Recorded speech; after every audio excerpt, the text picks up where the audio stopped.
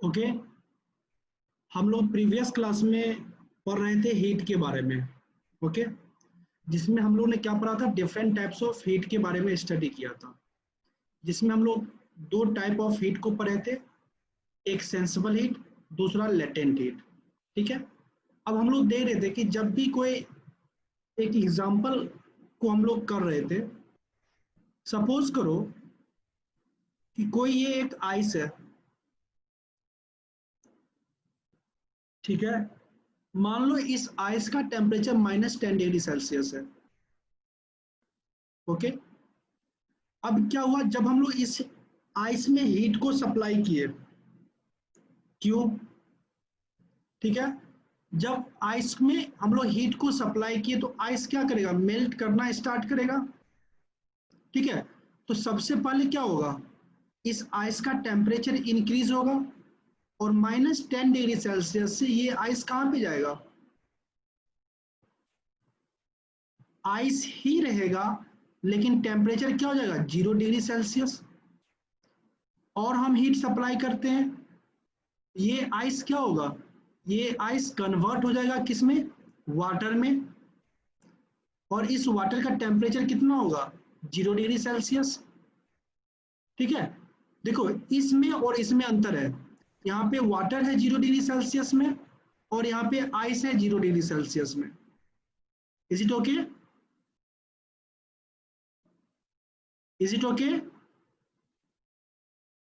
अमरजीत, ऋषभ, समझ में आ रही है?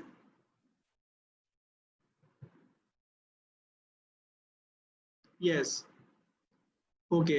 अब देखो यहां से क्या होता, और हम हीट को सप्लाई करें, क्या होगा, इस लिक्विड का टेम्परेचर इंक्रीज होगा और ये लिक्विड क्या होंगे,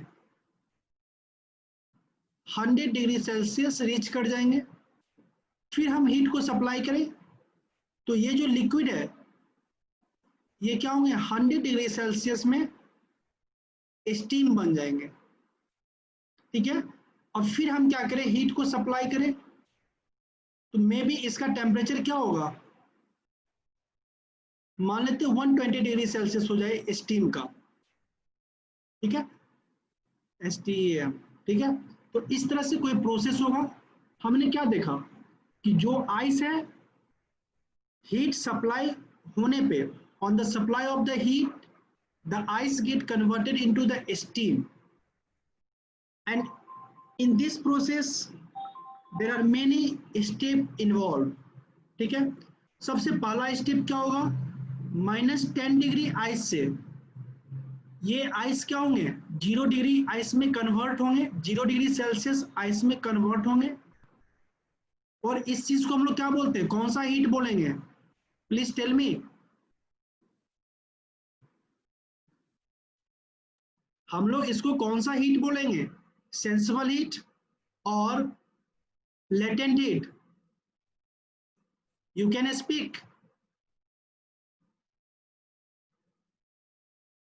कौन सा हीट बोलेंगे इसको, yes, this this heat is called sensible heat. Is it okay, ये कौन सा हीट है, सेंसिबल हीट है।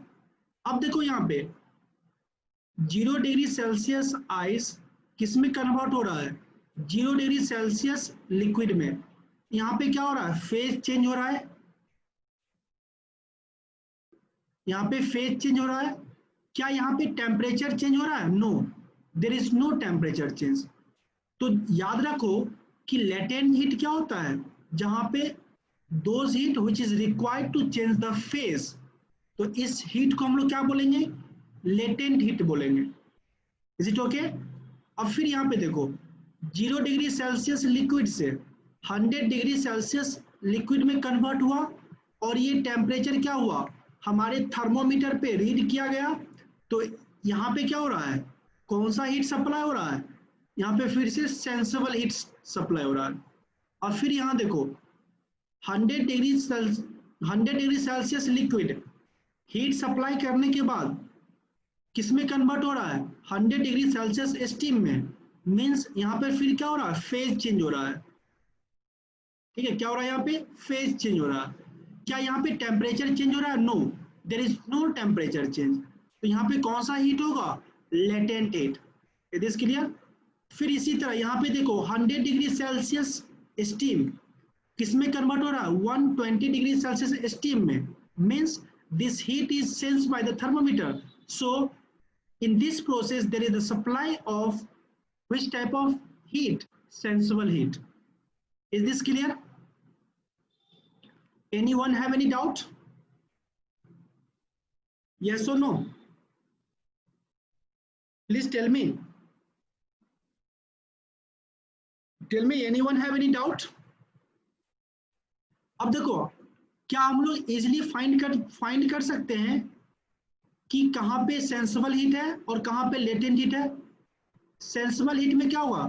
टेम्परेचर चेंज होगा। मीन्स जो हमारा थर्मोमीटर है वहां पे हम लोग उस टेम्परेचर चेंज को क्या कर सकते हैं? सेंस कर सकते हैं। और लेटेंट हीट में क्या होता है? थर्मोमीटर के ऊपर हम लोग उस टेम्परेचर को सेंस नहीं कर सकते हैं।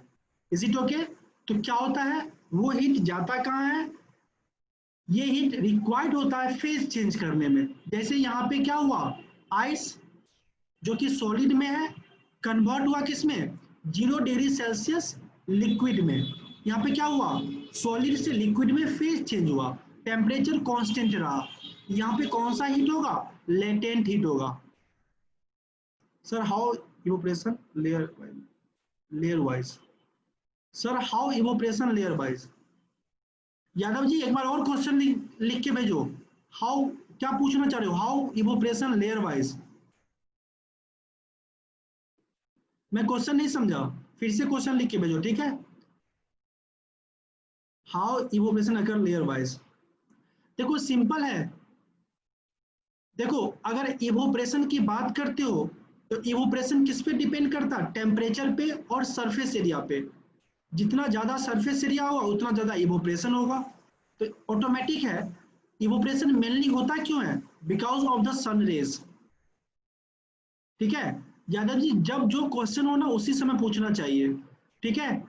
अभी देखो मानो ये मेरा रिवर है, ये मानो पॉन्ड्स है। अब इसके क्या होंगे? टेम्परेचर फॉल करेंगे, हीट आएंगे, सन का हीट किस पे होंगे? रिवर के अपर सरफेस पे फॉल करेंगे। तो अपर सरफेस क्या होगा?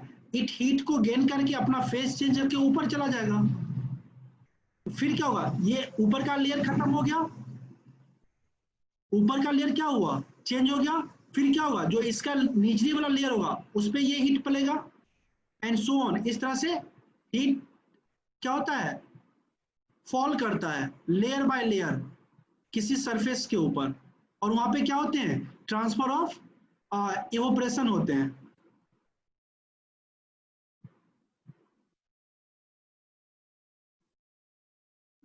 देखो अगर तुम डाउन से भी हीट करो, ठीक है, अगर तुम डाउन से हीट करो, ठीक है, तो यहाँ पे क्या होंगे? हम लोग आगे चल के पढ़ेंगे कंडक्शन के बारे में, कन्वेक्शन के बारे में, ठीक है? जब हम लोग यहाँ पे हीट सप्लाई करते हैं, क्या हुआ? ये हीट, ये जो बीकर है, बीकर सॉलिड है, इस सॉलिड के ऊपर हीट सप्लाई होगा। ये हीट क्या करेगा? इस लिक्विड मॉलिक्यूल को सप्लाई करेगा। अब ये लिक्विड मॉलिक्यूल क्या होगा? जब इसको हीट गेन करेगा, इसका क्या होगा? डेंसिटी डिक्रीज कर जाएगी। And what is density? Density is nothing but mass upon volume. ठीक है? क्या होते हैं जब भी हम लोग हीट सप्लाई करते हैं, लिक्विड क्या होता है? एक दूसरे से दूर जाती है और उसकी डेंसिटी डिक्रीज कर जाती है।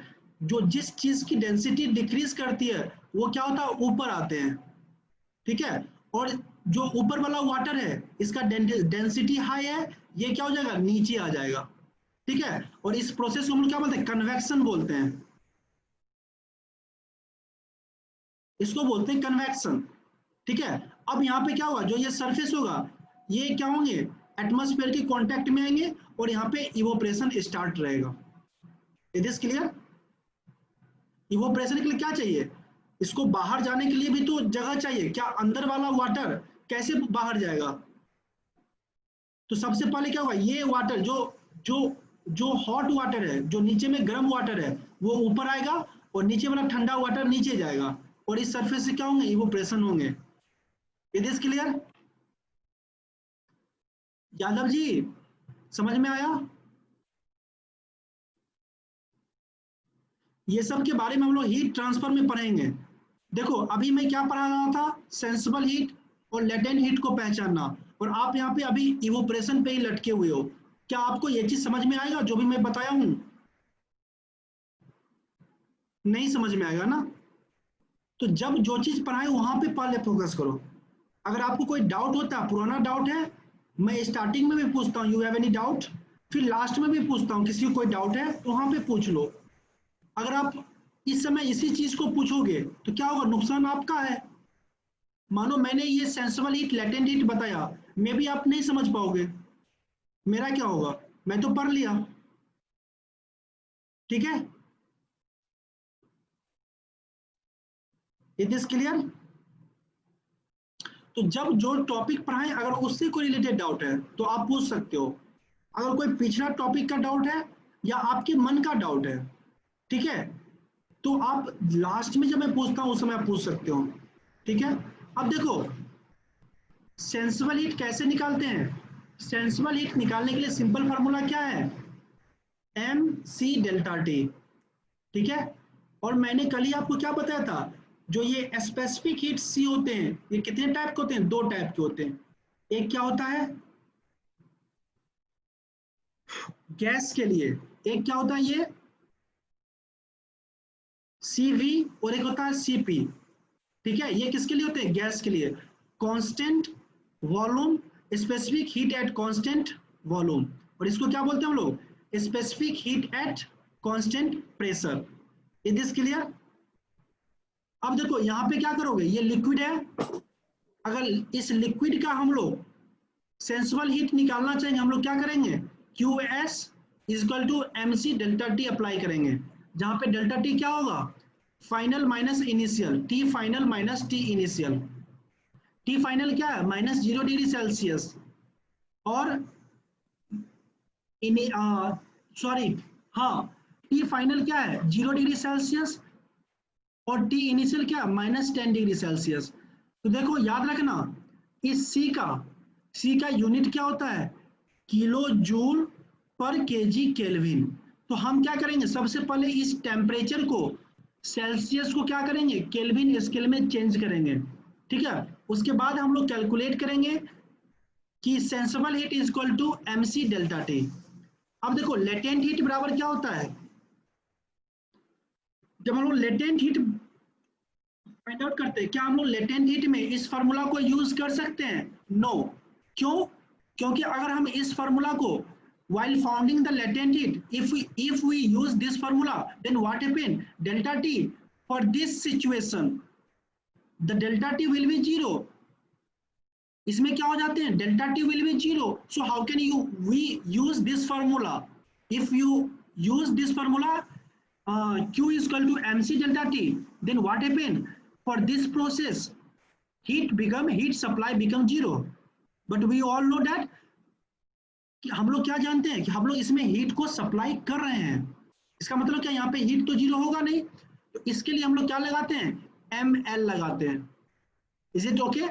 जहाँ पे M क्या होता है, मास होता है, M क्या होता है, मास होता है, और L क्या बोलते हैं, देखो लेटेंट हीट बोलते हैं।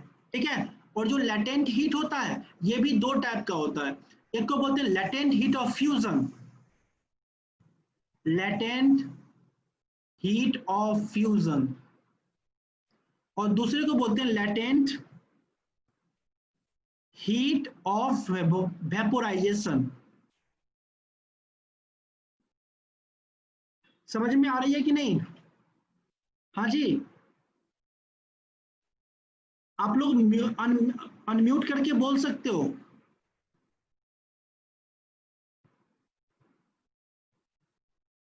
आप लोग बोल सकते हो बेटा, अनम्यूट करके बोल सकते हो, you can speak, try. Yes. Yes, you can speak, okay.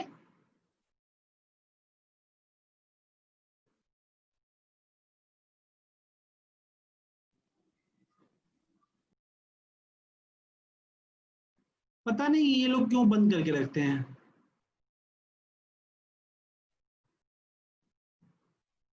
Sir हमारा अभी हो रहा है, क्या हो रहा है? ठीक है, यहां तक समझ में आया? देखो मैंने क्या बताया कि जो लेटेंट हीट होता है एल, ये भी दो टाइप के होते हैं। एक को बोलते हैं लेटेंट हीट ऑफ फ्यूजन और दूसरे को बोलते हैं लेटेंट हीट ऑफ वेपोराइजेशन।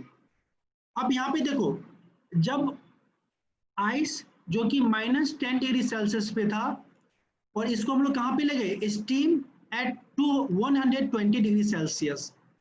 ठीक है, तो इस प्रोसेस में क्या हुआ, दो जगह पे फेस चेंज हुआ। कहाँ पे, एक हुआ 0 डिग्री सेल्सियस आइस से 0 डिग्री सेल्सियस वाटर में, और दूसरे जगह पे फेस चेंज कहाँ पे हुआ, 100 डिग्री सेल्सियस लिक्विड से 100 डिग्री सेल्सियस स्टीम में। तो दो जगह पे फेस चेंज हुआ, मतलब क्या, दो जगह पे लेटेंट हीट सप्लाई हो रहा है। ठीक है, अब याद रखना, जब सॉलिड से लिक्विड में, क्या मैंने बोला, जब फेस चेंज सॉलिड से लिक्विड में होगा तो उस लेटेंट हीट को हम लोग बोलते हैं लेटेंट हीट ऑफ फ्यूजन। तो यहाँ पे कौन सा लेटेंट हीट ऑफ फ्यूजन होगा, जब मेरा आइस 0 डिग्री सेल्सियस से 0 डिग्री सेल्सियस लिक्विड में कन्वर्ट हो रहा है। तो यहाँ पे जो ये एल होगा, इस एल को हम लोग क्या बोलेंगे, latent heat of fusion. Is it clear? अब देखो, जब 100 डिग्री सेल्सियस लिक्विड कन्वर्ट होगा किसमें, 100 डिग्री सेल्सियस स्टीम में, यहाँ पे क्या हो रहा है, लिक्विड से गैस में कन्वर्ट हो रहा है, यहाँ पे फेज चेंज हो रहा है। तो याद रखना, जब लिक्विड से गैस में फेज चेंज होता है, तब यहाँ पे जो लेटेंट हीट होते हैं, इसको हम लोग बोलते हैं latent heat of vaporisation. It is clear? समझ में आया? अब कोई बताओगे कि लेटेंट हीट ऑफ फ्यूजन या लेटेंट हीट ऑफ वेपोराइजेशन, जिसको हम लोग एल से डिनोट करते हैं, इसका ऐसा यूनिट क्या होता है? Can anyone tell me? Can anyone tell me what is the SI unit of latent heat of fusion or latent heat of vaporization? No. Rishabh, beta no. Kelvin is not the unit of latent heat of fusion. Latent heat of fusion is a constant. Joule per kg. Yes, Joule per kg is the right answer. That is given by Yadav ji. Okay, good. देखो simply किसी भी चीज का unit calculate करना सीखो, कैसे करते हैं ये बताओ। लेटेंट हीट क्यू क्या होता है, ml होता है। हमको क्या है, क्यू का यूनिट पता है, क्यू का यूनिट क्या होता है, जूल। ऐसा यूनिट मास का, ऐसा यूनिट क्या होता है, केजी। हमको क्या है, इस L latent heat of fusion या लेटेंट हीट ऑफ वेपोराइजेशन का ऐसा यूनिट पता करना है।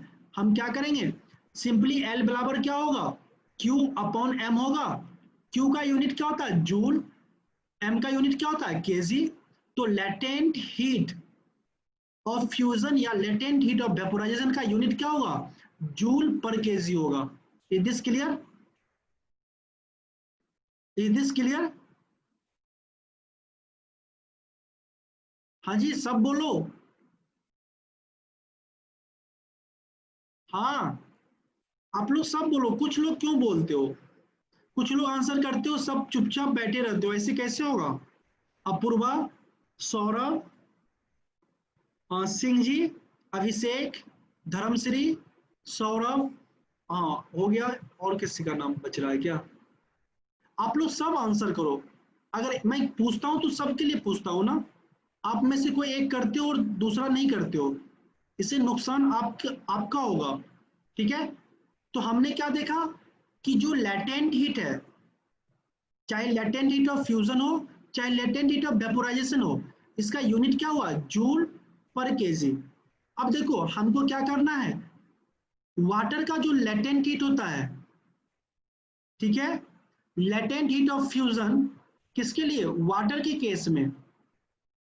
ठीक है, इसका वैल्यू हमें याद करके रखना है, और इसका वैल्यू होता क्या है, 336 किलो जूल पर केजी। ठीक है, इसी तरह लेटेंट हीट ऑफ वेपोराइजेशन जो होता है वो कितना होता है, फॉर किसके लिए, जब लिक्विड से स्टीम में कन्वर्ट हो, वाटर, तो इसमें क्या होते हैं, जो लेटेंट हीट ऑफ फ्यूजन होते हैं 2260 किलो जूल पर KG. Latent heat of fusion में क्या होता है, आइस या सॉलिड किसमें कन्वर्ट होती है, सॉलिड कन्वर्ट होता है किसमें, लिक्विड में। और लेटेंट हीट ऑफ वेपोराइजेशन में क्या होता है, लिक्विड कन्वर्ट होता है किसमें, गैस में। ठीक है, और ये किसके लिए, वाटर के लिए। You must remember this value. Okay, आपको क्वेश्चन में इस वैल्यू को यूज कर सकते हो। ठीक है, अगर वाटर छोड़ के कोई दूसरा लिक्विड है तो वहां पे आपको already latent heat of fusion हो चाहे लेटेंट हीट ऑफ वेपोराइजेशन हो, इसका वैल्यू गिवन होगा इन द क्वेश्चन। किसी को इस चीज में कोई डाउट है, एनीवन हैव एनी डाउट? हाँ जी, please tell me everyone, be fast. किसी को कोई डाउट है, और shall I move further? No doubt, Shubham? Okay, be fast. तो अब आप जज कर सकते हो कि कहां पे सेंसिबल हीट होगा और कहां पे लैटेंट हीट होगा। यू कैन जज इजिली। कैसे, जहां पे फेज चेंज होगा वहां पे कौन से हीट होंगे, लैटेंट हीट होंगे। और जहां पे क्या होंगे, टेम्परेचर चेंज होंगे वहां पे क्या होंगे, सेंसिबल हीट होंगे। सर लेटेंट हीट छोड़ के 1 डिग्री सेल्सियस बढ़ने में कितना हीट चाहिए? सर लेटेंट हीट छोड़ के 1 डिग्री सेल्सियस, देखो 1 डिग्री सेल्सियस बढ़ने में, ठीक है, इसका मतलब क्या है, what is my delta T, delta T is equal to 1 degree Celsius. ठीक है, आप क्या पूछते हो कि 1 डिग्री सेल्सियस इंक्रीज करने में टेम्परेचर, ठीक है, हमें कितना हीट सप्लाई करना होगा। तो सिंपली देखो Q बराबर क्या होता है, mc डेल्टा टी। ठीक है, अब देखो वाटर के केस में C का वैल्यू क्या होता है, यहाँ पे 4.18 किलो जूल पर केजी केल्विन। ठीक है, अब इस वैल्यू को यहाँ पे सबसे पहले क्या करोगे, इसको हम लोग सेल्सियस को केल्विन में चेंज करेंगे। हमने कल आपको एक फॉर्मूला लिखाया था, degree Celsius upon 5 is equal to kelvin minus 273.15 upon, sorry हाँ 273 होगा, 273.15 upon 5 is equal to F minus 32 upon 9। ये क्या होता है, इस फॉर्मूला को यूज करके हम लोग क्या कर सकते हैं, सेल्सियस से केल्विन में कन्वर्ट कर सकते हैं, या केल्विन को सेल्सियस में कन्वर्ट कर सकते हैं, या केल्विन को फॉरेनहाइट डिग्री में कन्वर्ट कर सकते हैं, या फॉरेनहाइट को केल्विन में कन्वर्ट कर सकते हैं। हमको क्या करना है, 1 डिग्री सेल्सियस को कन्वर्ट करना है केल्विन में। हम क्या करेंगे, इस दोनों चीज को यूज करेंगे, तो क्या होंगे 0 डिग्री सेल्सियस मतलब क्या 1 degree upon 5 is equal to K minus 273.15 upon 5। 5 से 5 कैंसिल हो गया, के बराबर क्या हो गया 273.5 प्लस 1 क्या हो जाएंगे 274.15। Means 1 kelvin 1 degree Celsius is equal to 274.15 kelvin. अब क्या करो, इस फार्मूला में ये सारे डेल्टा टी को पुट करो। मान लो कि जो मास है, मास भी क्या मेरा 1 kg है, तो Q बराबर क्या हो जाएंगे, यहां से Q is equal to M 1 kg into 4.18 kilo है, किलो की जगह पे क्या लिखेंगे 10⁻³ इंटू डेल्टा टी कितना है, यहाँ पे देखो कितना डेल्टा टी 274.15 केल्विन। तो इसको मल्टीप्लाई कर लो, जो वैल्यू आएगा वही हीट रिक्वायर होंगे किसी 1 kg मास के वाटर को 1 डिग्री सेल्सियस इंक्रीज करने में। Yadav ji, have you got your answer?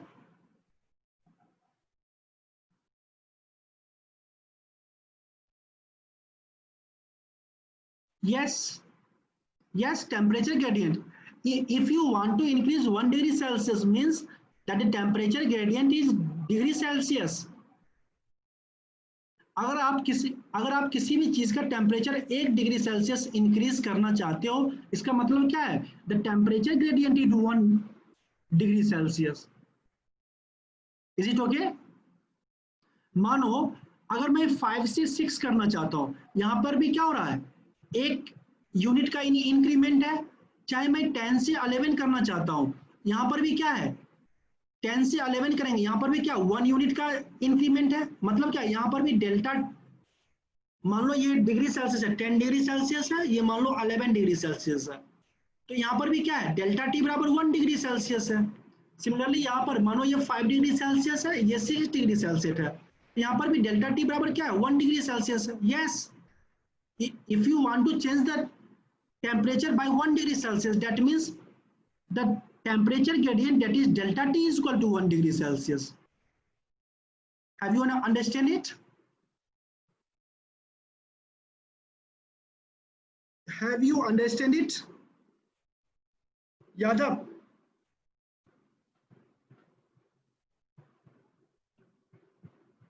Sir, you have written 274 there.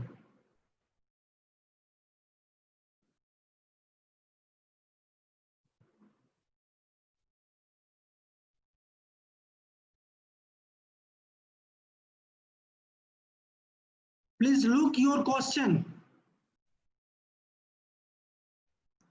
आप अपने क्वेश्चन को देखो. आपने 1 डिग्री सेल्सियस की बात की है, ठीक है?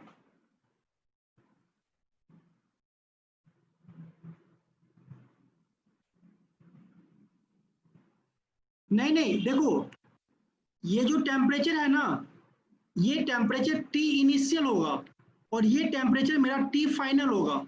ठीक है? हम लोग क्या करेंगे, यहां से T final minus T initial calculate करेंगे, जो कि 1 केल्विन ही आएगा. ठीक है? मैंने यहाँ पे टी फाइनल कैलकुलेट किया हूं, यहाँ पे 1 ही दोगे. ठीक है? ये टी फाइनल नहीं होगा. टी फाइनल, क्योंकि डेल्टा टी का वैल्यू हमको पुट करना है, और डेल्टा टी क्या होता है? T final minus T initial होता है. Is this clear? हाँ जी Yadav ji, T final minus T initial ही होगा. नो, मिस्टेक हो गया होगा. ठीक है? वो डेल्टा टी ही होगा. हमेशा डेल्टा टी होता है. डेल्टा टी क्या होता है? T final minus T initial.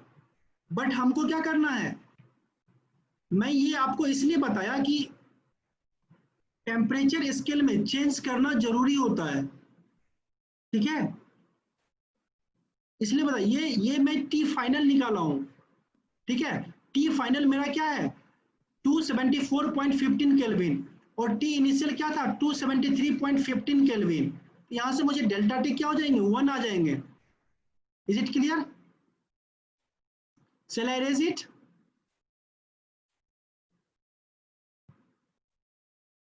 Shall I erase it?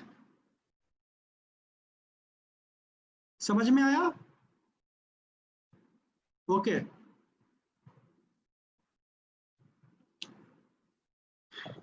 मैं पढ़ा क्या रहा था. ठीक है? अब देखो, मैंने क्या बोला, अगर आप 1 डिग्री सेल्सियस टेम्परेचर इंक्रीज करना चाहते हो, मतलब क्या है? Your temperature delta T will B 1 degree Celsius. ठीक है? मैंने यहाँ पे इसको इसलिए बताया कि मानो यहाँ पे टी इनिशियल मान लो 273.15 केल्विन मान लो. ठीक है?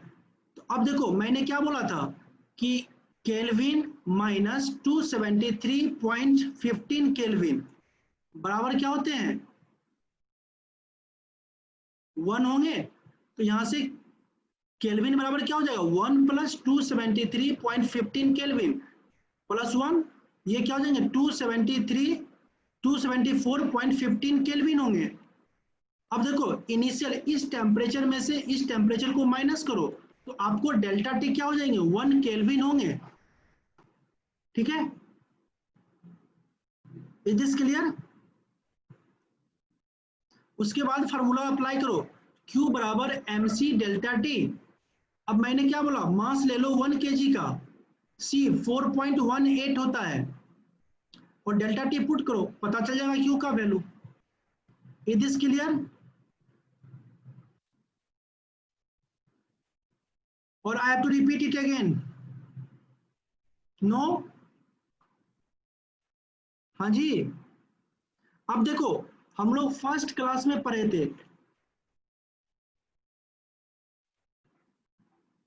ओके, हम लोग फर्स्ट क्लास में पढ़े थे किसके बारे में? फर्स्ट लॉ ऑफ थर्मोडायनेमिक्स के बारे में, ठीक है। और फर्स्ट लॉ ऑफ थर्मोडायनेमिक्स में हम लोग क्या पढ़े थे? एक साइकिल के लिए पढ़े थे, और दूसरा किसके लिए पढ़े थे? प्रोसेस के लिए, ठीक है। साइकिल के लिए क्या होता था?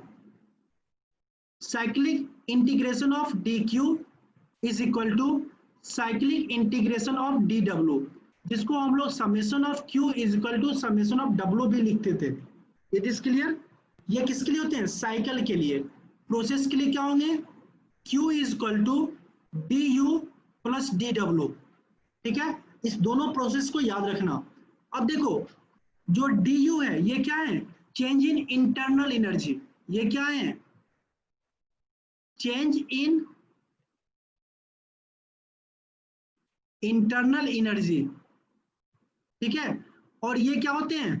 फंक्शन ऑफ टेम्परेचर होते हैं। Is this clear? और ये कैसे, जैसे U, डी यू बराबर क्या होते हैं? M C P delta T होते हैं, ठीक है। इसी तरह डी यू बराबर क्या होंगे? M C P delta T होंगे। ये किसके लिए होंगे? जब कांस्टेंट प्रेशर हो। ये किसके लिए होंगे? जब कांस्टेंट वॉल्यूम हो। सॉरी, ये, हाँ, ये कांस्टेंट वॉल्यूम के लिए होंगे, और ये कांस्टेंट प्रेशर के लिए होंगे। Is this clear? Anyone have any doubt? हाँ जी, किसी कोई डाउट है? अब देखो, हम लोग क्या करेंगे, इस चीज को यूज करेंगे, और हम लोग क्या करेंगे, अलग अलग प्रोसेस के लिए जो हीट होते हैं इसके वैल्यू को कैलकुलेट करेंगे, ठीक है। अब देखो, सबसे पहला चीज क्या है? Constant volume process. अब बताओ, for constant volume process work done बराबर क्या होगा? यहाँ पे डी डब्ल्यू नहीं, यहाँ पे डब्ल्यू होगा, ठीक है। ये बताओ, कांस्टेंट वॉल्यूम प्रोसेस के लिए वर्क डन बराबर क्या होंगे? हम लोग कैलकुलेट किए थे।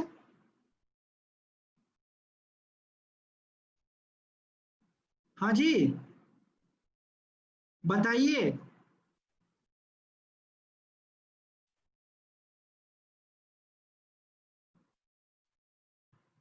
कांस्टेंट वॉल्यूम प्रोसेस के लिए वर्क डन क्या होता है?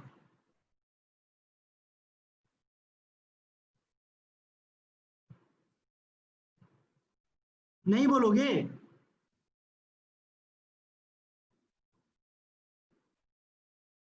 सुन पा रहे हो कि नहीं? कांस्टेंट वॉल्यूम प्रोसेस के लिए वर्क डन क्या होते हैं?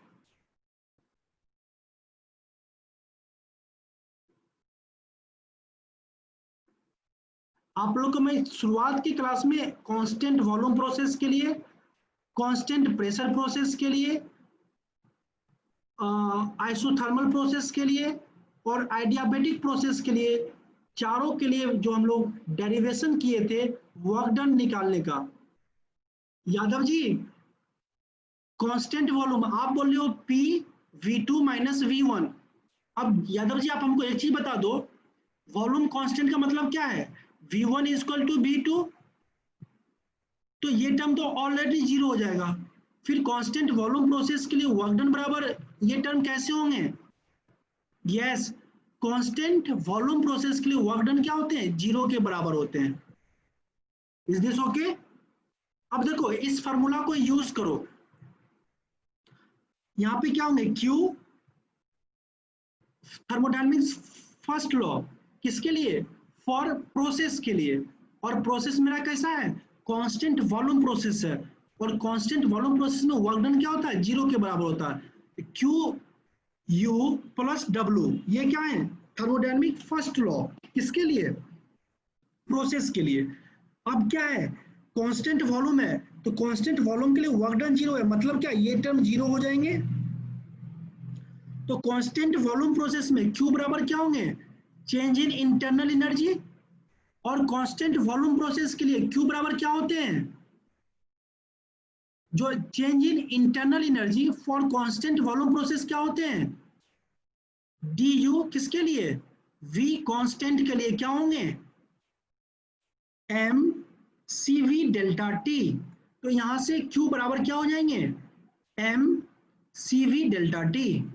ठीक है, हमेशा याद रखना कि for constant volume process heat is equal to change in internal energy. मतलब जब वॉल्यूम कांस्टेंट होगा, जो हम हीट सप्लाई करेंगे वो सारा हीट क्या होगा, इंटरनल एनर्जी के चेंज, इंटरनल एनर्जी को चेंज करने में लग जाएगा। और इंटरनल चेंज और इंटरनल एनर्जी का फॉर्मूला क्या होता है for constant volume process, mcv delta T. Is this okay, किसी कोई डाउट,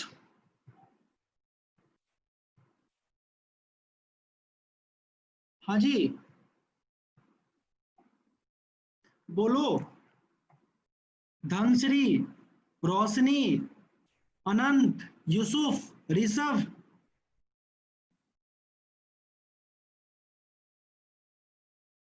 चंद्रकेश, सौरभ, कुणाल राज, किसी को कोई डाउट है। बेटा देखो, जब तक नितिन, जब तक पिछले वाले चीज को रिवाइज नहीं करोगे आप आगे नहीं पढ़ सकते हो, आगे नहीं समझ पाओगे। सारा चीज एक दूसरे से इंटरलिंक है। और मैंने आपको बोला भी था ना कि अगर आप दोबारा तीन और नेक्स्ट टाइम भी इस वीडियो को अगर देखना चाहते हो, जो आज आपका क्लास हो रहा है, ये वीडियो ऑलरेडी यूट्यूब चैनल पे उपलब्ध होती है। मैं बोला था ना, अगर आप नहीं समझते हो वहां पे जाके बार बार देखो। अब मैं वर्क डन पूछ रहा हूँ कि कांस्टेंट वॉल्यूम प्रोसेस के लिए वर्क डन क्या होगा। सिर्फ एक लड़का नितिन कुमार सही आंसर देता है कि वर्क कांस्टेंट वॉल्यूम प्रोसेस के लिए वर्क डन 0 होगा, और दूसरा कोई आंसर ही नहीं करते हो। ऐसे कैसे होगा, हाँ, यहाँ तो पढ़ने सब आते हो ना, तो एटलीस्ट सबको पता होना चाहिए ना। तो हमेशा प्रीवियस क्लास को रिवाइज करके दूसरे क्लास में ज्वाइन करो। सिर्फ मुझे पढ़ाने से कुछ नहीं होगा, अल्टीमेटली पढ़ना आपको है। अगर एक लड़का बोलते हो कि कांस्टेंट वॉल्यूम प्रोसेस में सर वर्क डन 0 होगा, यहाँ पे 40 के करीब लड़का प्रेजेंट हो, और सब कुछ बोलती हो, पार्टिसिपेट करो एटलीस्ट। क्या होगा, गलत होंगे, गलत होने से क्या होते हैं, जो गलती करते हैं वही तो सीखते हैं ना। यादव ने गलत बोला, मैंने ठीक कर दिया, उसको समझ में आ गया होगा। मैं बार बार पूछता हूं, कम पर हो, लेकिन पूरे डाउट, डाउट कभी मत रखो। अगर आज तुम एक डाउट को रखते हो ना, वही डाउट क्या होता है, आगे चल के एक बट वृक्ष का रूप ले लेता है, बनियन ट्री हो जाएगा, फिर उस डाउट का कभी सॉल्यूशन नहीं होता है। तो अब पता चल गया कि कांस्टेंट वॉल्यूम प्रोसेस के लिए हीट बराबर क्या होंगे, mcv डेल्टा टी, जहां पे cv क्या है, specific heat at constant volume. It is clear, tell me, सब लोग बोलो यस और no, please tell me everyone, everyone. सिर्फ एक दो लड़का आंसर करते हो, ऐसे कैसे होगा। Okay, shall I erase the screen,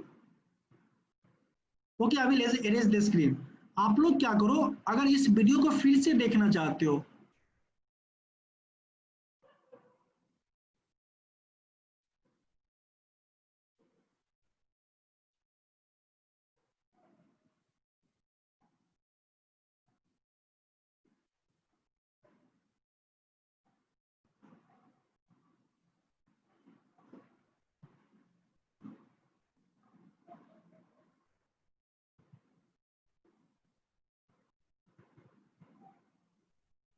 is this okay?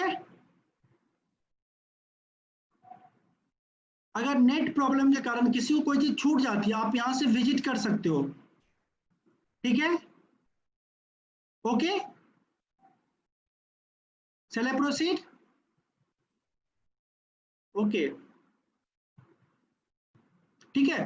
देखो बार बार देखो, समझने का प्रयास करो। जो थर्मोडायनेमिक्स होते हैं ना, थोड़ा डिफिकल्ट होते हैं, ठीक है, लेकिन समझने से होता है। ओके, अब देखो कांस्टेंट प्रेशर के लिए,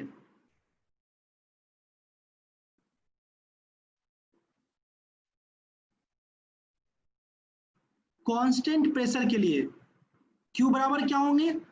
फिर रिमेंबर करो, फर्स्ट लॉ ऑफ थर्मोडायनेमिक्स क्या होते हैं? du plus W।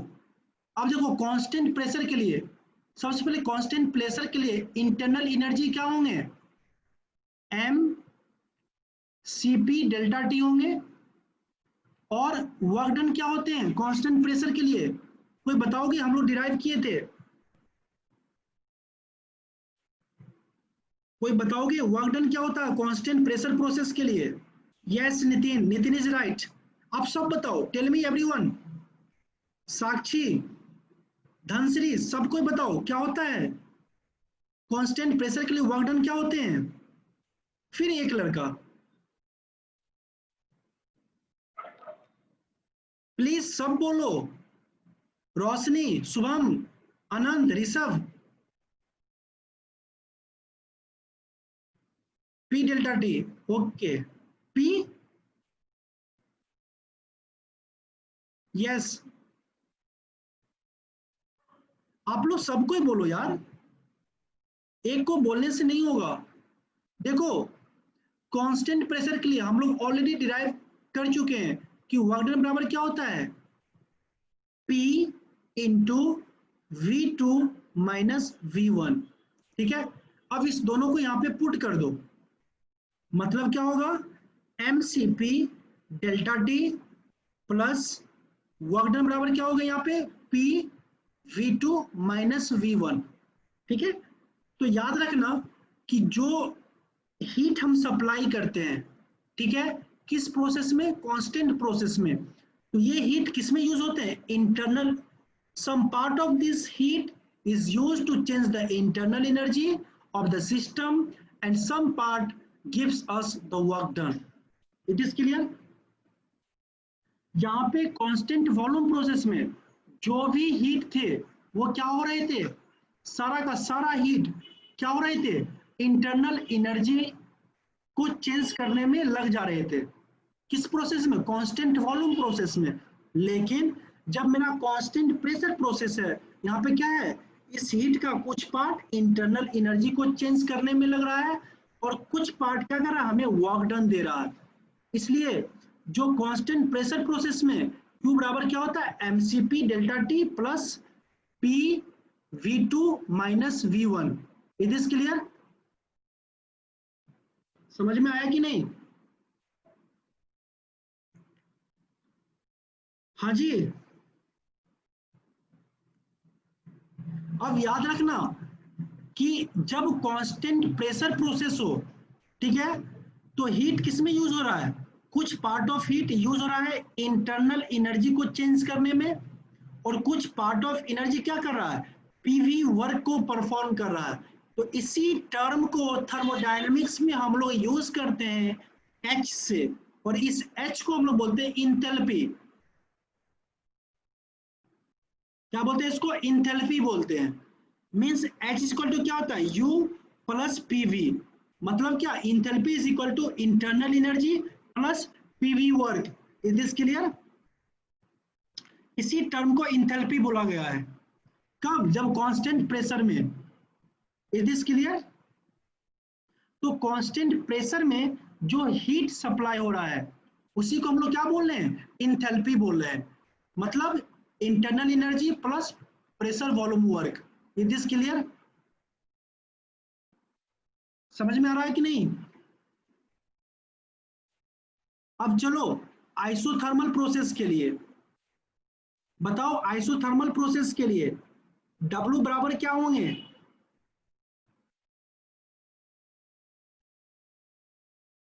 Isothermal process, सबसे पहले बताओ आइसोथर्मल प्रोसेस है तो Q बराबर क्या होंगे आइसोथर्मल के लिए? Yes, 0। Who tell you? For adiabatic process Q is equal to 0. Isothermal process Q is not equal to 0. Is it okay or not? Constant, how can you say that it is constant?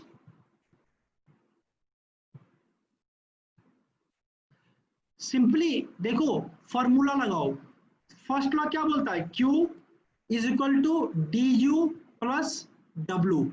अब isothermal process में work क्या होता है?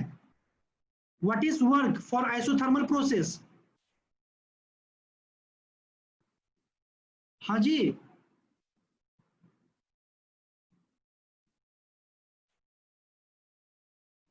बोलो, isothermal process के लिए work क्या होते हैं?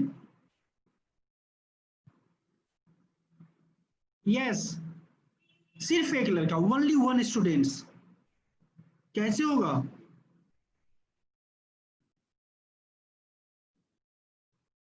हाँ जी, कैसे होगा? देखो आइसोथर्मल प्रोसेस के लिए हम लोग ऑलरेडी डिराइव कर चुके हैं कि work done is equal to CLN, ठीक है, P initial upon P final, और this is equal to CLN V final upon V initial. ये किसके लिए होता है? आइसोथर्मल प्रोसेस के लिए वर्क डन। अब देखो मैंने क्या बोला था कि internal energy is the function of temperature. अब बताओ, और टेम्परेचर में भी कैसा टेम्परेचर? Delta T. और आइसोथर्मल के लिए डेल्टा टी बराबर क्या होता है? T final minus T initial. और आइसोथर्मल प्रोसेस में क्या होता है? डेल्टा टी बराबर 0। क्यों? क्योंकि T final is equal to T initial होते हैं, तभी तो हम किसी प्रोसेस को बोलते हैं आइसोथर्मल प्रोसेस। आइसोथर्मल मीन्स क्या होता है? Constant temperature process. तो यहाँ पे देखो आइसोथर्मल प्रोसेस में चेंज इन इंटरनल एनर्जी बराबर 0 होगा। क्यों? क्योंकि डेल्टा टी क्या है? 0 है। किस प्रोसेस के लिए? आइसोथर्मल प्रोसेस के लिए। Is this clear? अब फॉर आइसोथर्मल प्रोसेस Q बराबर क्या हो जाएंगे? CLN P initial upon P final, और is equal to CLN V final upon V initial. Is this clear? ये किसके लिए होंगे? आइसोथर्मल प्रोसेस के लिए। समझ में आया कि नहीं आया?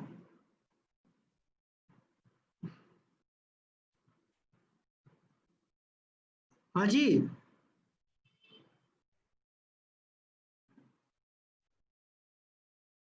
नहीं आया समझ में? यार सब बोलो, धनश्री आप लोग क्यों नहीं बोलते हो?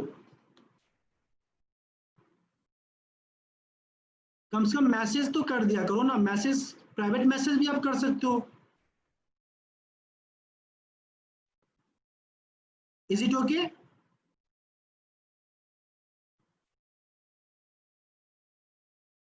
रोशनी, देखो जब किसी को समझ में नहीं आता तो हमको बहुत दिक्कत होती है। या तो समझ में नहीं आया तो कम से कम पूछो, मैं बार बार बताऊंगा। जितना बार पूछो मैं उतना बार बताऊंगा। ये चीज समझ में आया? आइसोथर्मल प्रोसेस के लिए Q बराबर क्या होंगे? CLN P initial upon P final, this is equal to CLN V final upon V initial. Is it okay? Okay, अब देखो इसके बाद क्या होते हैं? आइडियाबैटिक प्रोसेस। आइडियाबैटिक प्रोसेस, अब बताओ आइडियाबैटिक प्रोसेस के लिए Q बराबर क्या होंगे? फॉर आइडियाबैटिक प्रोसेस Q बराबर क्या होंगे? Tell me. 0। Yes, for adiabatic process Q बराबर 0। अब फिर से क्या करो, यहाँ पे फर्स्ट लॉ ऑफ थर्मोडायनामिक्स लगाओ फॉर प्रोसेस के लिए। क्या होंगे, Q equal to D U plus W. अब आइडियाबैटिक प्रोसेस के लिए Q 0 हो गया, तो यहाँ से W बराबर क्या हो जाएंगे, माइनस डी यू। अब बताओ आइडियाबैटिक प्रोसेस के लिए W बराबर क्या होती है, वर्क डन बराबर क्या होते हैं for adiabatic process, what is work done?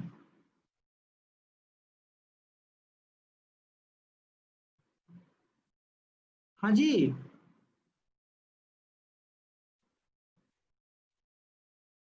1 upon no gamma. देखो आइडियाबैटिक प्रोसेस के लिए W बराबर क्या होते हैं, P initial into V initial minus P final into V initial upon क्या होंगे, गामा माइनस 1। ये क्या होते हैं, वर्क डन होते हैं। किसके लिए, आइडियाबैटिक प्रोसेस के लिए। इसको हम लोग ऑलरेडी डिराइव कर चुके हैं, ठीक है। अब यहाँ पे देखो इंटरनल एनर्जी बराबर क्या होंगे आइडियाबैटिक प्रोसेस के लिए, माइनस ऑफ वर्क डन। और आइडियाबैटिक प्रोसेस के लिए वर्क डन क्या होते हैं, minus P initial into V initial minus P final into V final upon gamma minus 1। ठीक है, अब ये क्या हो जाएंगे, P फाइनल माइनस से मल्टीप्लाई कर दो, P final into V final minus P initial into V initial upon gamma minus 1। This is the internal energy for the adiabatic process. Is it clear? Anyone have any doubt? किसी कोई doubt है?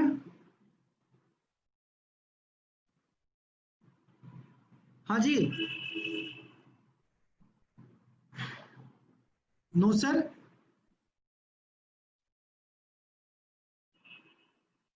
no one have doubt?